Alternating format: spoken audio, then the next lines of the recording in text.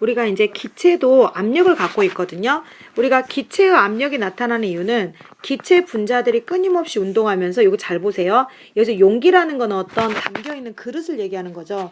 용기의 벽에 충돌하는 힘 때문이에요. 그래서 충돌하는 횟수가 많을수록 기체 압력이 커지거든요. 그런데 기체의 압력은 요거 잘 봐두세요. 모든 방향 같은 크기로 작용해요. 그래서 풍선이 둥글게 부푸는 거죠. 그런데 우리가 일단은 이 기체의 압력을 구하는 공식이 하나 있어요. 근데 이거는 최근에 학교 선생님들이 잘 시험에 출제는 안 하는데 혹시 알려준 학교 있으면 알아두셔야 되거든요. 기체의 압력이란 단위 넓이에 수직으로 작용한 힘이에요. 그래서 넓이에 작용한 힘이다. 넓이는 제곱미터를 쓰고요. 단위는 뉴턴을 쓰거든요. 근데 이제 제곱센치를 써도 상관없는데 가장 많이 쓰는 게 기체의 압력을 구할 때는 뉴턴 퍼 제곱미터를 쓰고요. 이거는 뭐랑 단위가 똑같냐면 파스칼하고 단위가 똑같아요. 일단 요 정도만 알아두시고, 기체의 압력이 커지는 조건은 부피는 똑같은 부피 속에 똑같은 부피라는 공간입니다.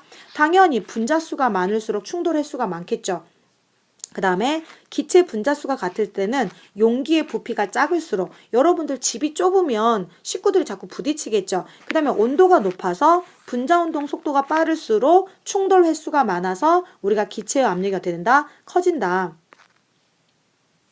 그런데 이런 이제 압력에 따라서 기체의 부피 변화가 나타나거든요. 우리가 일정한 온도에서, 이거 가로하세요. 일정한 온도에서 압력이 2배, 3배 커지면 오히려 부피는 2분의 1, 3분의 1로 감소해요. 이걸 우리가 뭐라고 하냐면 반비례라고 합니다. 그러면 우리가 이렇게 반비례 그래프는 어떻게 그려지냐면, 압력을 보통 프레셔 P를 하고요. P라고 하고, 부피를 볼륨의 V라고 합니다. 부피하고 압력의 관계를 물으면 우리가 이렇게 니은자로요. 반비례라고 말할 수가 있어요. 그런데 추의 개수를 지금 여기 그림에 보시면 가에서 나로 갈 때 지금 1기압에서 2기압으로 추의 개수가 늘었죠. 즉 압력이 커지면 오히려 부피는 작아지고 공간이 좁아지니까 충돌 횟수가 증가하죠. 하지만 공간이 줄어도 그 안에 들어있는 분자의 종류, 그 다음에 분자의 개수, 분자의 질량, 그 다음에 분자의 성질, 이런 것들은 절대로 변할 수가 없죠. 이거 알아두셔야 됩니다. 그래서 우리가 이걸 법칙으로, 이 기체의 압력과 부피와의 관계를 법칙으로 만든 사람이 보일이거든요. 그런데 이 보일이 온도가 일정할 때, 이때 여러분 잘 알아두셔야 돼요. 온도가 일정하다는 얘기는 아무리 압력이 커지거나 줄어도 무엇은 변하지 않는다는 얘기냐면, 분자 운동 속도는, 온도가 일정하면 분자 운동 속도는 절대로 안 변합니다. 이거 기억하셔야 돼요. 온도가 일정할 때 기체의 부피는 압력에 반비례하더란 얘기예요. 압력이 2배가 되면 부피는 2분의 1배가 되고, 그 다음에 압력이 3배가 되면 부피는 3분의 1이 된다 그랬죠. 근데 이들을 곱해봤더니 항상 값이 어떻게 나오더라? 그렇죠. 일정하게 나오더라. 그래서 여기서 이제 공식이 하나가 나와요.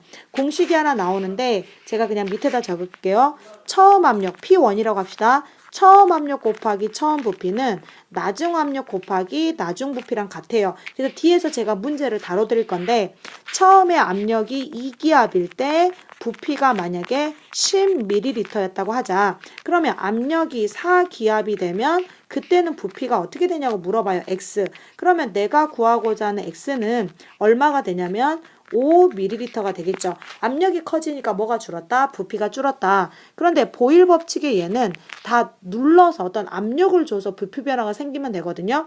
보온병 꼭지 누르면 옛날에 물 나오는 거 있어요. 그 다음에 수족관의 기포가 수면 위로 올라올수록 기포 크기가 커지죠. 풍선도 하늘 높이 올라가면 결국엔 팽창해서 터지거든요. 높은 산은 압력이 낮아지기 때문에 과자 봉지가 빵빵하게 불고 그 고막도 제 위치에 있지 못해요. 그래서 고막에 압력이 전해져서 귀가 멍멍해지고요. 그 다음에 주사기 피스톤 누르면 부피 줄어들죠.